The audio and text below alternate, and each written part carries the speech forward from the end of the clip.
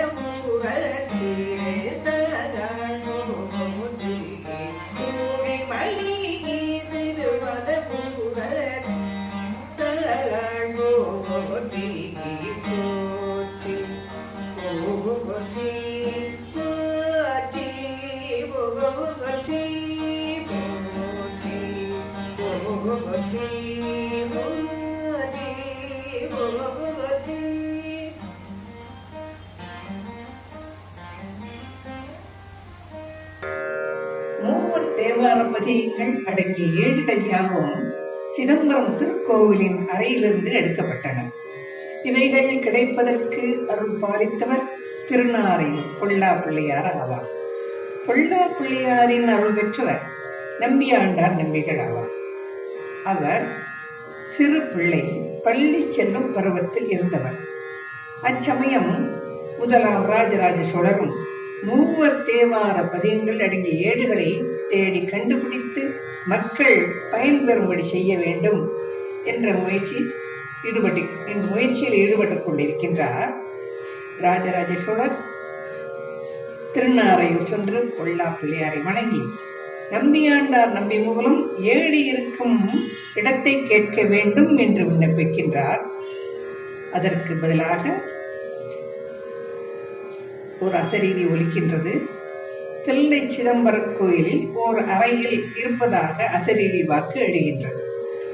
வாக்கின்படி இருவரும் சிதம்பரம் சென்று மூவர் பெருமக்களின் ஏடுகளையும் பெற்று பின் அந்த ஏழு திருமுறைகளாக ஒழுக்கப்படுகிறது. தேவார திருமுறைகள் நமக்கு கிடைப்பதற்கு அருள்பாலித்த பொல்லா பிள்ளையாரின் மேல் நம்பியாண்டார் நம்பிகள் 20 பாடல்கள் இயற்றுகின்றார். இரட்டை மணிமாலை என்ற தலைப்பில், சிறு இரட்டை மணிமாலை என்ற தலைப்பில் அதில் முதலாவதாக உள்ள என்னை நினைந்தடிமை கொண்டு என்னிடத்தெடுத்து என்று தொடங்கும் பாடலை இசைப்போம்.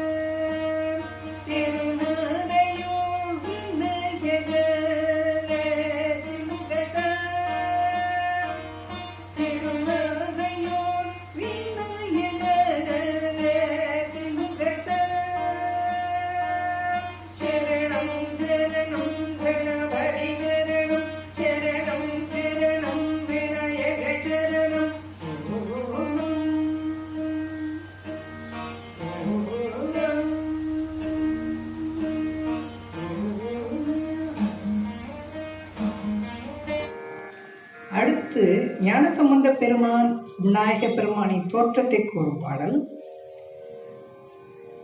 திருவலி வலம் எனும் தலத்தில் பாடியது. வலியன் என்ற குருவி இங்கு வலம் வந்து பணிந்ததா இந்த இடம் திருவலிவலம் என்ற பெயரை தாங்கிக் கொண்டிருக்கிறது. இங்குள்ள மக்கள் மிகுந்த கொடைத்தன்மை வாய்ந்தவர்களாம். அத்தகைய திருவலிவலத்தில் எழுந்து அருளியுள்ள இறைவன் கரியனும் ஆண் யானையின் உருவத்தை எடுத்து, உமையம்மை பிடி என்ற பெண் யானையின் உருவத்தை எடுத்து, தங்கள் அடியனை பரவும் பக்தர்களின் இடர்களை கடிந்து தள்ளக்கூடிய கணபதியை அருளினார்கள் என்பதே இப்பாடலின் பொருளாகும். அதாவது கணபதியின் தோற்றத்தை கூறும் பாடலாக ஞானசம்பந்த பெருமான் அருளியுள்ளார்.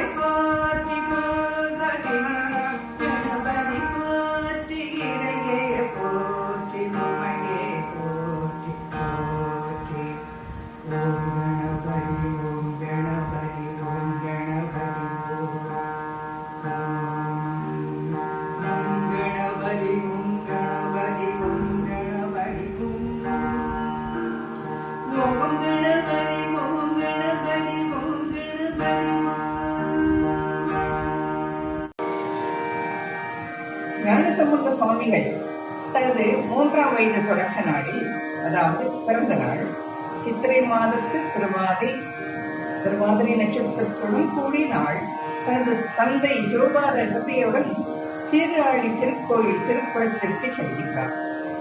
தந்தையார் குழந்தையை படித்துறையில் அமர்த்திவிட்டு சிறு குழந்தையை தனியே விட அச்சப்பட்டு சீர்காழி கோயில் எழுந்து அருளியுள்ள இறைவன் தோணியப்பரையும் இறைவி திருநீலை நாயகியை வேண்டி குழந்தைக்கு ஒரு பாதுகாப்பு கொடுத்த பின் குளத்தினுள் இறங்கி நீராடுகிறார். குழந்தையின் தந்தை நீராடுவதை பார்த்தவாறு இருக்கின்றது. நீராடி முடிந்த பின் அகமர்ஷண மந்திரத்தை உச்சரித்து தன் உடல் முழுவதையும் நீரினுள் அமிழ்த்த தந்தையை காணாத பிள்ளை அம்மே அப்பா என்று அடிக்கின்றது. நாம் நம் உடலை நீரால் சுத்தப்படுத்துகின்றோம். உள்ளே இருக்கும் ஆத்மாவை சுத்தப்படுத்த மந்திரங்கள் மிக மிக அவசியம். அதனைத்தான் சிவபாதகர்கள் இங்கு செய்து கொண்டிருந்தார். வேத மந்திரங்களை உச்சரித்து நீரினுள் மறைந்திருந்த பொழுது மறையோனாய சிவபிராணம் அவரது பிள்ளைக்கு அவ்வியோடு தோன்றி சிவஞானம் குழைத்த பாலை பொற்கிண்ணத்தில் கறந்து ஊட்டும்படி கட்டளையிட, அம்பிகையும் குழந்தையின் கண்ணீரை துடைத்து பொற்கிண்ணத்தில் பிள்ளையாரை கையில் கொடுத்து பாலை உண்ணுக என்று ஊட்டிவிட சிவபிராணம் அவரது அழுகையை நிறுத்தி அருள் புரிந்தவரானார். ஆம், ஞான பிள்ளையார் அந்நிலையிலேயே திருப்பெருகு சிவஞானமும் ஊமையில்லா கலைஞானங்களையும் மெய்ஞானத்தையும் உணரப் பெற்றார்.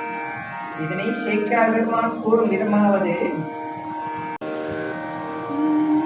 சிவன் அடியே சிந்திக்கும் திருப்பெருகு சிவஞானம், சிவன் அடியே சிந்திக்கும் திருப்பெருகு சிவஞானம், பவம் அதனை அறமாற்றம் பொங்கினில் ஓங்கிய ஞானம், உவமையில்லா கலைஞானம், உணர்வு அறியமை ஞானம், தவம் முதல்வர் சம்பந்தர் தாம் உணர்ந்தார் நிலையில், சம்பந்தர் தாம் உணர்ந்தார் அந்நிலையில்.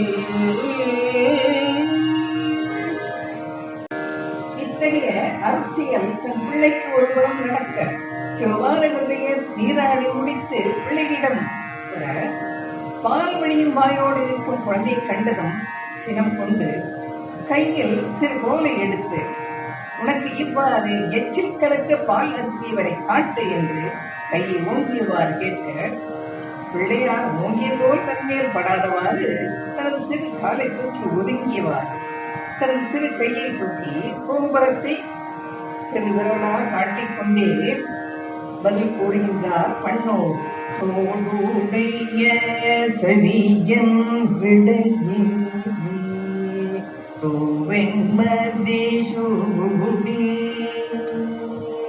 என்று வந்தவரை அடையாளம் காட்டுகின்றார்.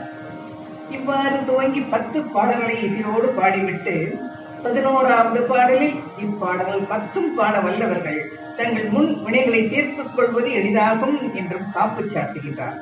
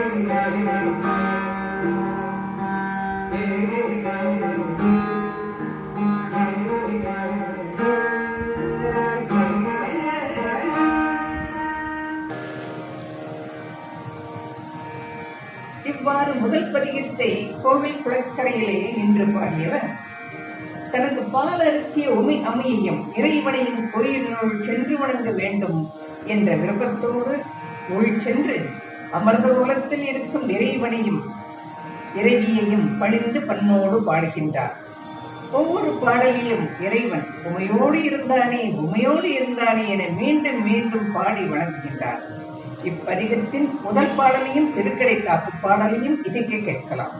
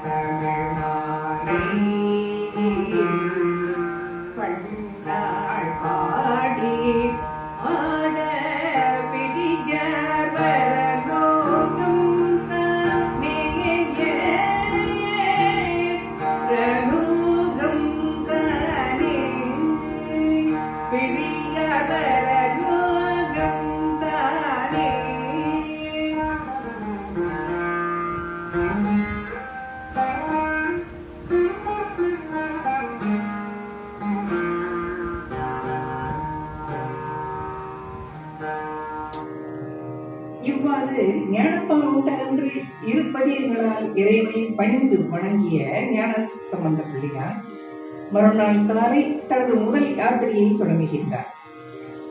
சீர்காழிக்கு மிக அருகில் உள்ள திருக்கோலக்கா என்னும் தலம். இத்தலத்திற்கு ஞானசம்பந்த பிள்ளையார் தன் தந்தையின் தோள் மீது அமர்ந்தவாறு செல்கின்றார். காலை நேரம்.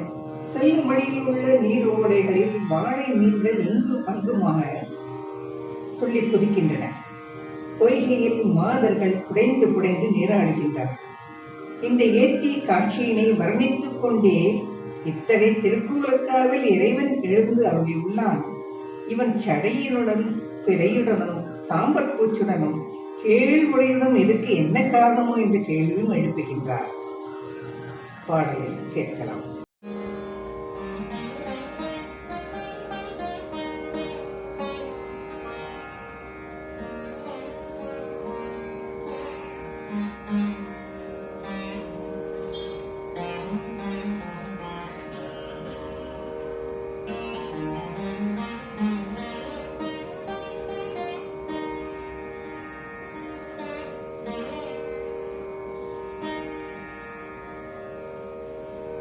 மடையில் வாழை பாய மடையில் வாழை பாய மாதர குடையும் பொய்கை கொலக்காமுடார் மடையில் வாழை பாய மாதர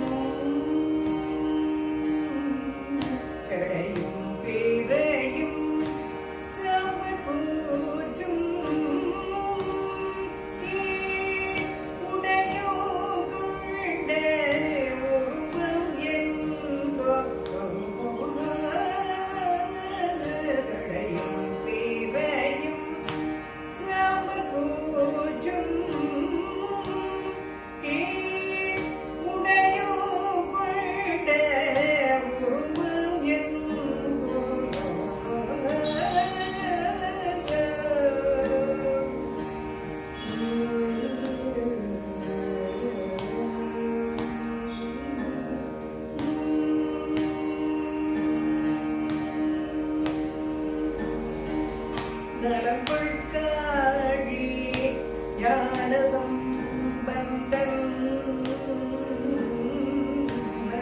நலம்புழ்காழி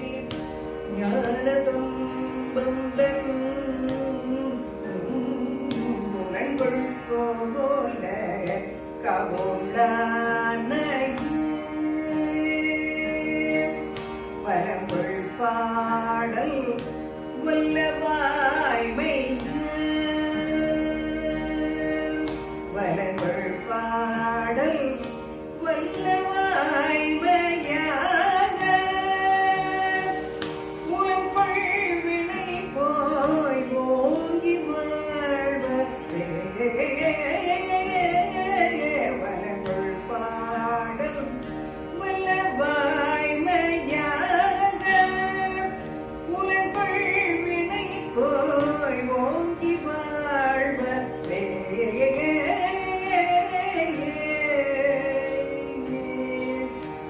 ஓங்கி வாழ்வதே.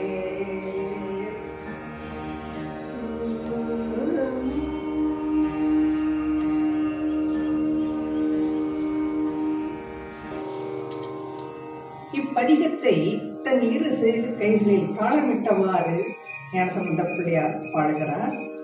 திருக்கோலக்காய் இறைவன் ஞான குழந்தை முன் தோன்றி 5 எழுத்து பொறித்த புன்னாராகிய தாளத்தை வழங்கியிருந்தார். இக்காரணத்தினால் இக்கோயில் திருத்தாளமுடையார் கோயில் என்றும், இறைவன் சப்தபுரீஸ்வரர் என்றும், அம்பிகை ஓசை கொடுத்த நாயகி என்றும் வழங்கப்படுகின்றார்கள். திருநனிப்பள்ளி என்பது ஒரு தலம். இத்தலம் சம்பந்த பெருமானது தாயார் பகவதி அம்மையாரின் பிறந்த தலமாகும். ஞானசம்பந்த பெருமான் பாடும் அருளை பெற்றதை கேட்ட நனிப்பள்ளி மறையவர்கள் குழந்தையை தங்கள் தலத்திற்கும் அழைக்கின்றனர். அங்கு எழுந்தருளியுள்ள இறைவன் நற்றுணையப்பரையும் இறைவி மலையான் மனத்தையையும் பாடி பரவ வேண்டும் என்று வேண்டுகின்றார்கள். அதன்படி 2வது தல யாத்திரையாக திருநனிப்பள்ளிக்கு செல்கின்றார் ஞானசம்பந்த பிள்ளையார். இந்த பதிகத்தின் திருக்கடைக்காப்பில் தன் தந்தையின் தோளின் மீது இருந்து பாடுவதாகவும், இன்னிசையால் உழைத்த பதிகத்தை மனதில் உள்பவர்கள் வினைகள் கெடும் என்றும் ஆணையிட்டவாறு பாடுகின்றார் சம்பந்த பெருமான். இவர் ஆணையிட்டு கூறும் முதல் பதிகமாகும் இந்த திருநன்னிப்பள்ளி பதிகம். இக்காலத்தில் இத்தலம் புஞ்சை என்று அழைக்கப்படுகின்றது. இப்பொழுது பாடலை கேட்கலாம். 2 பாடல்கள். முதல் பாடலும் திருக்கடைக்காப்பு பாடலும்.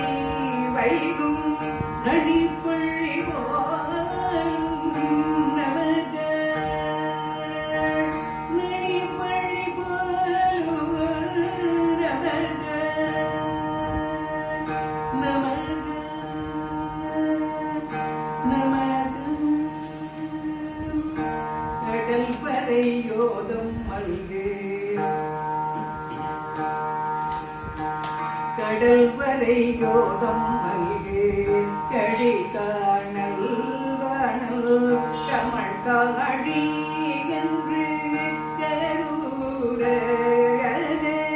படுபொருள் ஆறு நாளும் உலகவை பதியான முடிவன் படுபொருள் ஆறு பதியான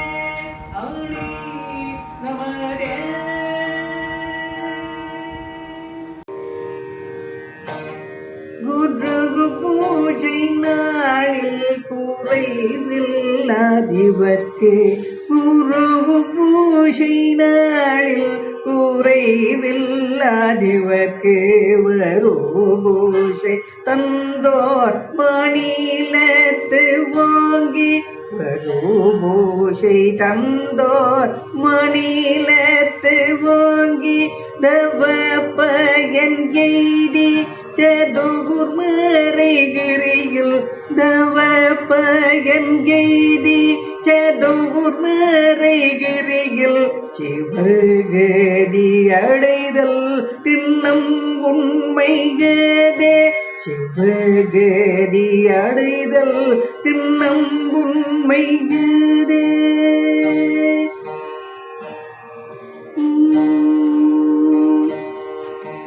திருஞான சம்பந்தர் கொட்டாள் போற்றி திருநீலகண்டையாழ்வாணர் போற்றி திருநீலனக்க நாயனார் போற்றி திருமுருகநாயனார் போற்றி போற்றி போற்றி.